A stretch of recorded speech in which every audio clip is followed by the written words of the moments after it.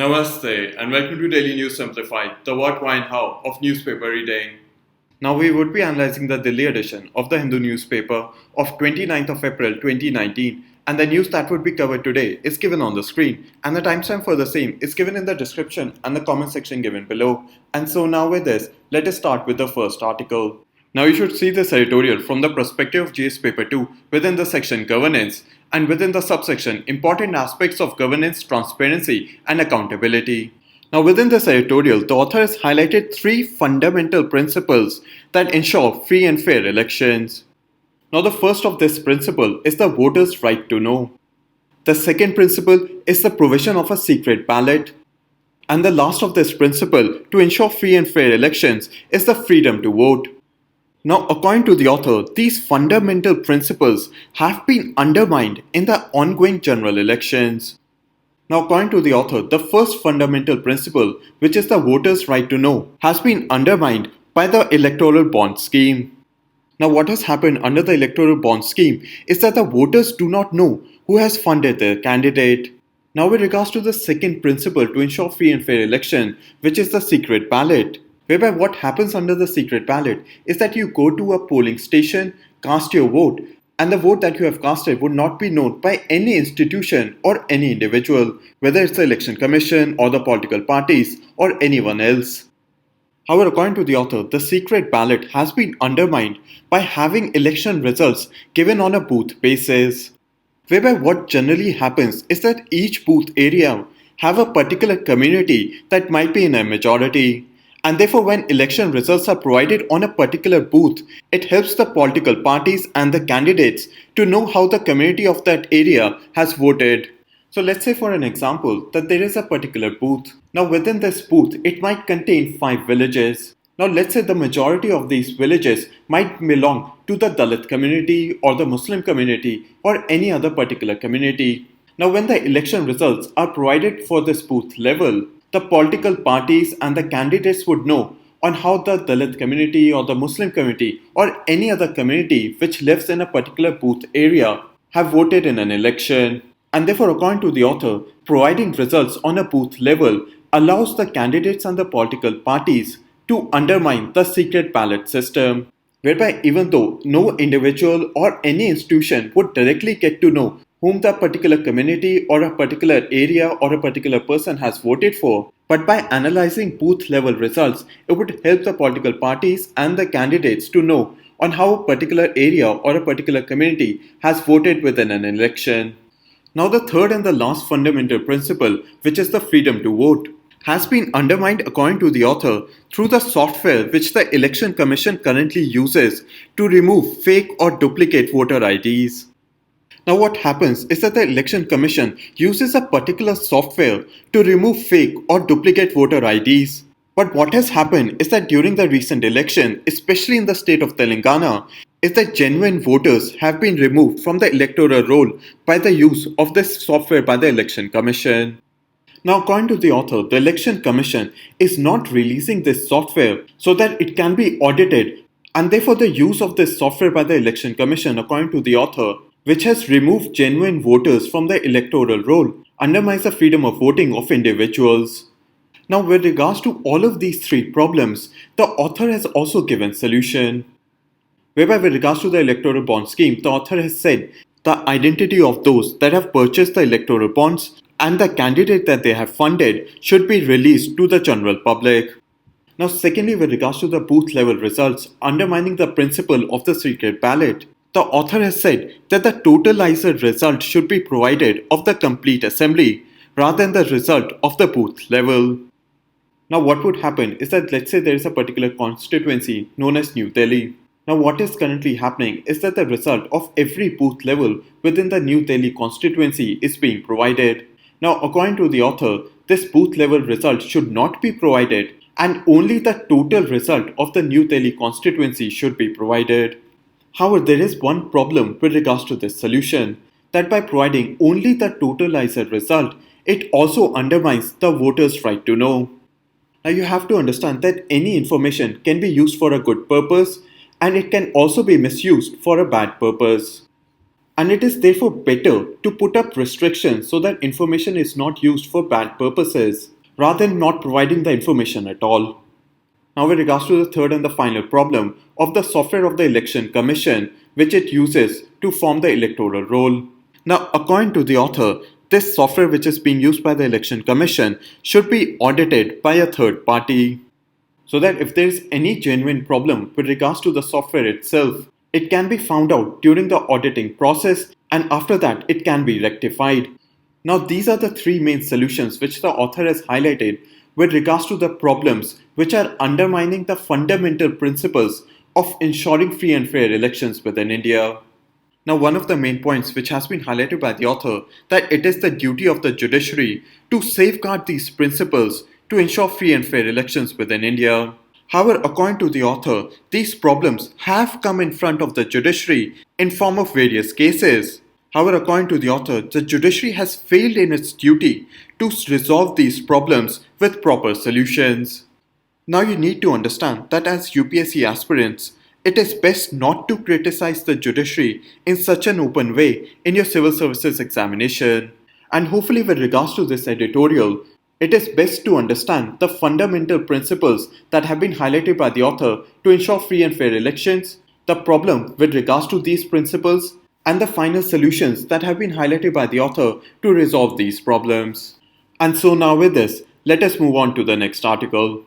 Now, this is an ad which has been given out by the Election Commission of India and has appeared on page number 2.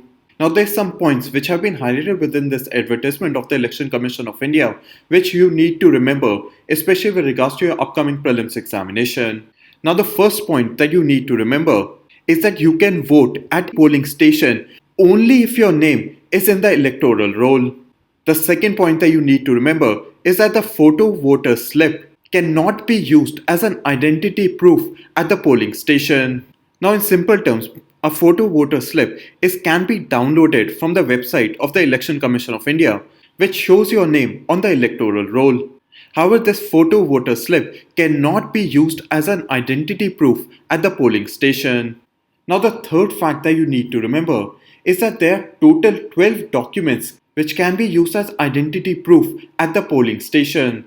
The first is the voter ID card, the second is the passport, third is the driving license, fourth is a service identity card which has been released by the central, state, PSUs or public limited companies. So let's say if you work in the Ministry of Home Affairs, you would be given an identity card, and therefore you can use this identity card as an identity proof at the polling station. Similarly, you can also use a passbook which has been issued by a bank that carries your photo as an identity proof. Apart from this, you can also use your PAN card, Manrega job card, a smart card which has been issued by the Ministry of Labour. Similarly, a health insurance smart card which again has been issued by the Ministry of Labour, a pension document which contains your photo, an official identity card which might be issued by your local MP, MLA or the member of Legislative Council. And lastly, Aadhaar card can also be used as an identity proof at the polling station. Now, these are roughly 3 simple points that you need to remember, especially with regards to your upcoming prelims examination. And so now with this, let us move on to the next article. Now, we have taken this article from page 12. Now, what this article talks about is the BCIM corridor, or the Bangladesh, China, India, Myanmar Economic Corridor.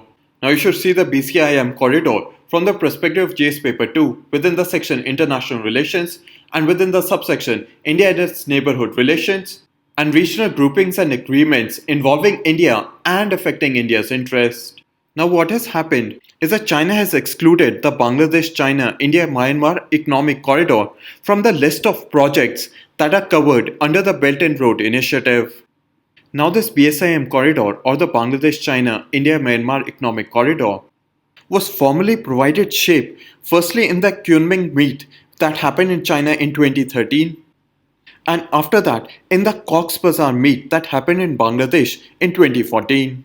Now, in this formal meet, it was said that the Bangladesh, China, India, Myanmar Economic Corridor would start from Kunming, which is in China, then move on to Mandalay, which is located in Myanmar, then move on to the various cities that are located within Northeast India, then move on to the city of Dhaka within Bangladesh, and then finally connect to the city of Kolkata located in India.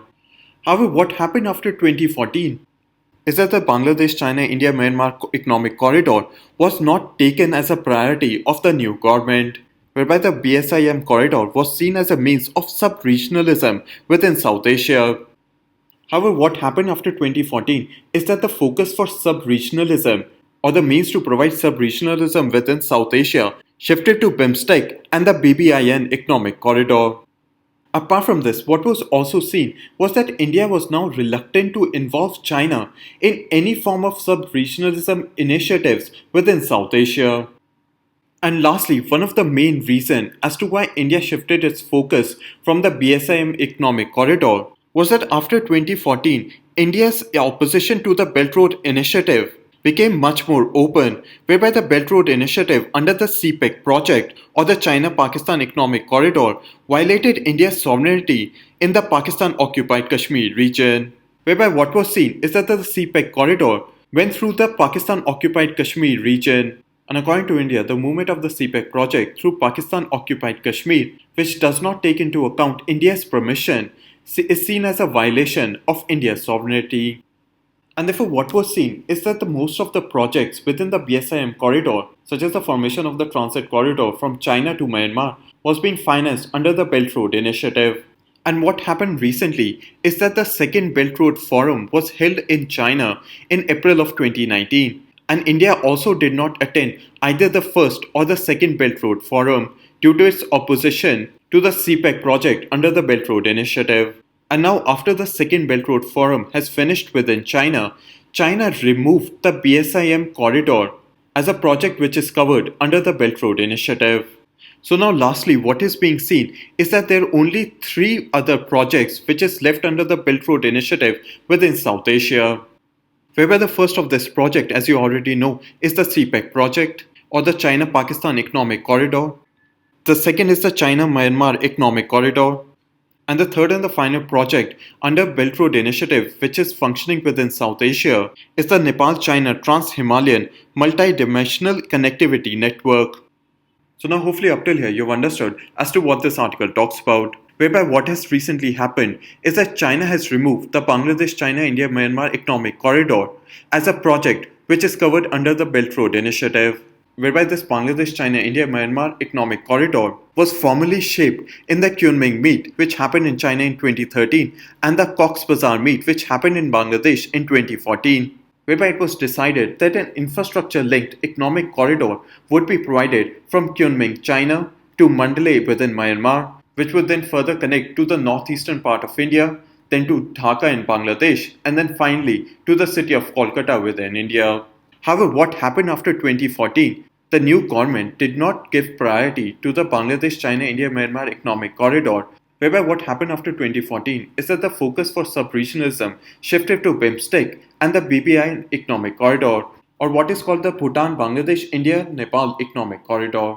Apart from this, what also happened was that India was reluctant to involve China in any form of sub-regionalism measures or sub-regionalism initiatives that were being undertaken within South Asia. And lastly, one of the main reasons as to why India deprioritized the Bangladesh-China-India-Myanmar economic corridor was because of its opposition to the Belt Road Initiative, whereby what had happened is that most of the economic corridors which was being built by China, such as from Kunming to Mandalay, was being financed under the Belt Road Initiative.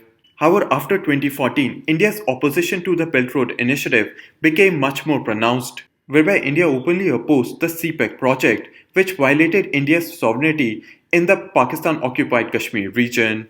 And therefore, what happened recently is that after the second Belt Road Forum, which happened in China, which India did not attend due to its opposition to the Belt Road Initiative, China removed the Bangladesh-China-India-Myanmar economic corridor from the list of projects which are covered under the Belt Road Initiative. And therefore, after this removal of the Bangladesh-China-India-Myanmar economic corridor from the Belt Road Initiative, there are only 3 projects that are left which are under the Belt Road Initiative within South Asia, whereby the first of this project is the China-Pakistan Economic Corridor, the second is the China-Myanmar Economic Corridor, and lastly, the Nepal-China Trans-Himalayan Transit Network. So now with this, let us move on to the next article. Now we have taken this editorial from the editorial page on page 8. Now what this article talks about is that several automobile manufacturing companies including Maruti Suzuki, have decided to eliminate their diesel models. And the main reason that they are deciding to eliminate their diesel models or their diesel cars is because of the introduction of the Bharat Stage 6 emissions. Now, what is going to happen is that India is going to shift to the Bharat 6 fuel standards from 1st of April 2020. Now, these Bharat Stage emission norms, which have been provided by the Government of India, are fuel standards which have been instituted so as to regulate the output of air pollutants from motor vehicles. Now, the BS4 norms were introduced within India since April of 2017. However, in 2016, it was decided that India will skip the BS5 norms and directly adopt the BS6 norms, whereby it was decided that India is going to adopt the Bharat Stage 6 norms by 2020. And apart from this, the introduction of the Bharat Stage 6 fuel was done in April of 2018 within Delhi itself. Now, the main difference in the fuel standards between BS4 and BS6 is in the presence of sulfur, whereby the BS6 fuel is estimated to bring around an 80% reduction within the presence of sulfur. Apart from this, the BS6 norms will also reduce the harmful nitrogen oxide gases and also reduce the particulate matters such as of PM 2.5 and of PM 10. And these are the main reasons as to why the BS6 norms are going to be introduced directly after the introduction of the BS4 norms. Now, you need to understand that the emission from motor vehicles also includes volatile organic compounds such as benzene, butadiene, and acetaldehyde.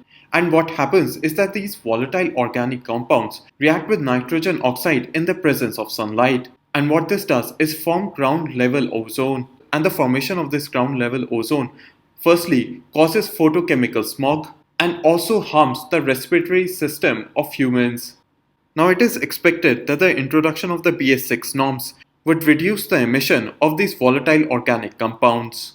Now, the main reason which has been highlighted within this editorial as to why motor vehicle manufacturing companies including Maruti Suzuki would be eliminating their diesel models due to the introduction of the Bharat Stage 6 emission norms is because it becomes much more expensive to manufacture diesel cars that can work properly with the BS6 fuel norms, whereby what would be required is that diesel cars would need to be equipped with devices that reduces nitrogen oxide gases, also filters out particulate matters such as PM 2.5 and PM 10, and therefore what all of this would do is make the manufacturing of diesel cars much more expensive for the manufacturing companies. And as you already understand, diesel cars are currently much more expensive as compared to petrol cars.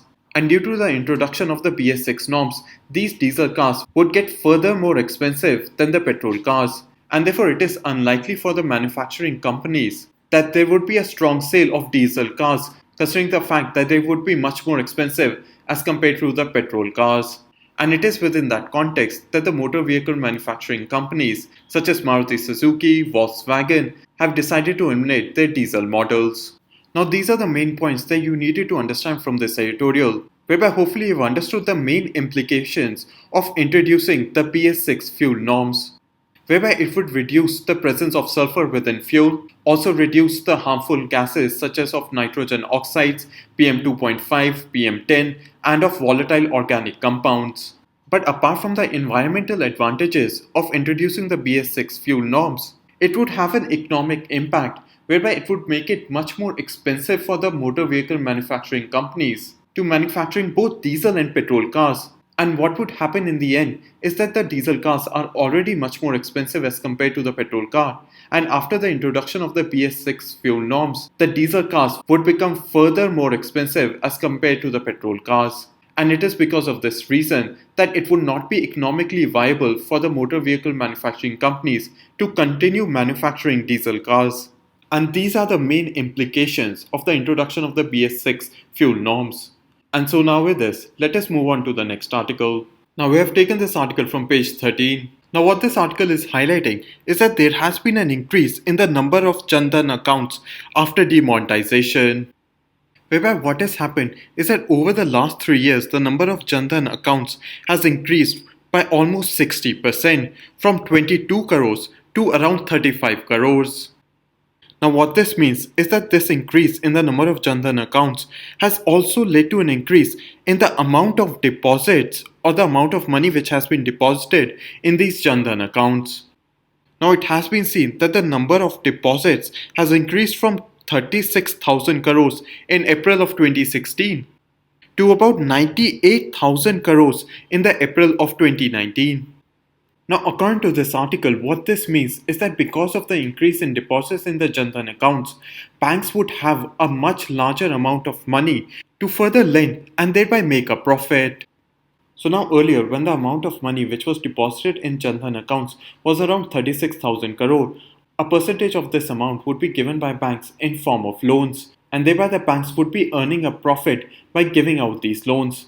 Now, because of the increase in the deposits within the Jan Dhan accounts, banks have much more money to lend further in the form of loans and thereby have much more opportunity to further earn a profit. Now, it is within this context that the article is saying that the long-term strategy of the public sector banks to open up Jan Dhan accounts is beginning to pay off the public sector banks, whereby because of the increase in the deposit within the Jan Dhan accounts, they have much more money to lend and thereby to make a profit. Now, apart from this, what you should also know is that the central government has decided to add more incentives to the Jan Dhan Yojana, whereby the overdraft limit for account holders has been doubled to Rs 10,000. The free accident insurance cover has been doubled to Rs 2 lakh. Apart from this, the overdraft facility for up to Rs 2,000 would have no form of conditions attached.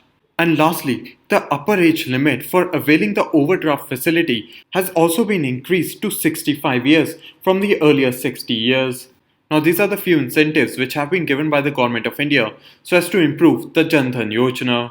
Now you have to understand that the information given within this article is quite small, whereby at max what you need to remember is that after demonetization, the number of Jan Dhan bank accounts has increased, the deposits within the Jan Dhan bank accounts have also increased. And lastly, what are the new incentives which has been given by the Government of India for the Jan Dhan accounts? And so now with this, let us move on to the next article. Now we have taken this article from page 18. Now what this article highlights is that a 500-year-old well has been found near Kartarpur Sahib. Now Kartarpur Sahib is located within Pakistan. And as you already might know that it was recently in the news because of the formation of the Kartarpur Corridor. Now we have covered Kartarpur Corridor in several DNS videos, whereby the most recent coverage of the Kartarpur Corridor was in the Daily News Simplified video of 1st of April. And therefore what we're going to do in today's section is understand about the Kartarpur Corridor through questions for practice. Now there are two questions for practice, and what you need to do is pause this video, solve both of these questions and wait for 5 seconds for the correct answer. Now the correct answer to question number 1 is D, 1, 2 and 3. Now with regards to statement number 1, Kartarpur Sahib is located near the banks of the river Ravi, and it was the overflooding of the river Ravi that the home of Sri Guru Nanak Dev, which was located in Kartarpur, was washed away. And it was afterwards that the present Kartarpur Gurdwara was established by Maharaja Ranjit Singh. Now apart from this, with regards to statement number 3, one of the important traditions within Sikhism called Guru Ka Langar was started by Sri Guru Nanak Dev within Kartarpur itself. And therefore the correct answer to this question is D, 1, 2 and 3. Now with regards to question number 2, the correct answer is A, 1 and 2, whereby the Gurdwara Darbar Sahib is known as the Kartarpur Gurdwara, and the Kartarpur Corridor is being extended from Gurdwara Darbar Sahib to Dera Baba Nanak Shrine, and therefore the correct answer is A, 1 and 2. Now these are the basic information that you needed to understand about the Kartarpur Sahib and the Kartarpur Corridor. Now there are two more questions for your practice, and as you already understand, what you need to do is pause this video, solve both of these questions and wait for 5 seconds for the correct answer. Now the correct answer to question number 3 is B, 2 only, whereby right to recall is not a right which has been given within India. Now what generally happens under right to recall in most countries is one person has been elected, and after a while the public again has the right whether they want him to stay in office or they can remove him or recall him from the public office. Whereby if one person has been elected as a member of parliament, then after a while the public which has elected this person as a member of parliament can again vote to either remove this person as a member of parliament or let him continue as a member of parliament. and this form of voting is provided under the right to recall. Now, right to reject is fundamental to ensure free and fair elections within India. Now, one of the examples of right to reject was none of the above option or nota, whereby if let's say there are three candidates and the fourth option would be nota or none of the above, whereby you can reject all the candidates that have been listed for the election. Now, what used to happen earlier before the nota option was provided in the electronic voting machine, a person would need to go to the presiding officer and then ask for a form under which he would be provided the opportunity to reject all the candidates. However, what happened under this procedure is that the presiding officer and other individuals would get to know as how this particular person is voting, and therefore right to reject was not considered as a principle of secret ballot.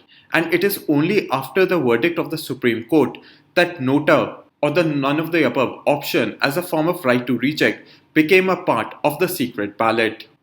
Now the correct answer to question number 4 is B, 1 and 2. Now, as you have already understood in an earlier section of this video, that you can vote only if your name is in the electoral roll. And similarly, the photo voter slip which has been provided by the Election Commission cannot be used as an identity proof.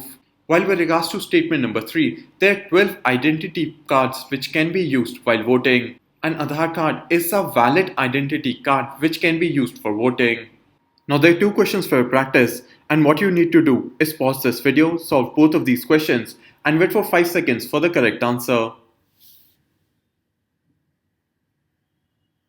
Now the correct answer to question number 1 is B, 1, 2 and 4, whereby Pakistan is participating under the Belt Road Initiative in the CPEC project, while Nepal is participating in the Belt Road Initiative under the Trans-Himalayan Multi-Dimensional Transit Network, while Bhutan is not participating under the Belt Road Initiative and is also one of the few countries apart from India which has also boycotted the Belt Road Forum, while Sri Lanka is participating under the Belt Road Initiative in the Hambantota port.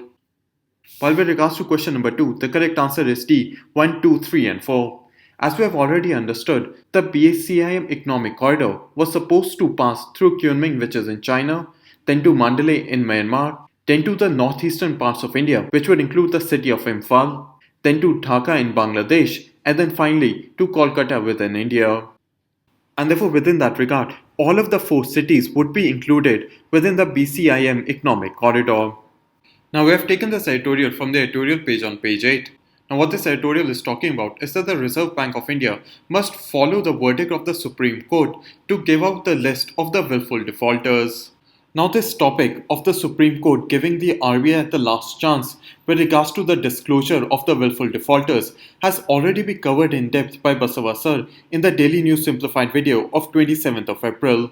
And therefore what you can do is refer to this video to further understand about this. And now with this we come to an end in the analysis of today's newspaper. Now we move on to the question for today.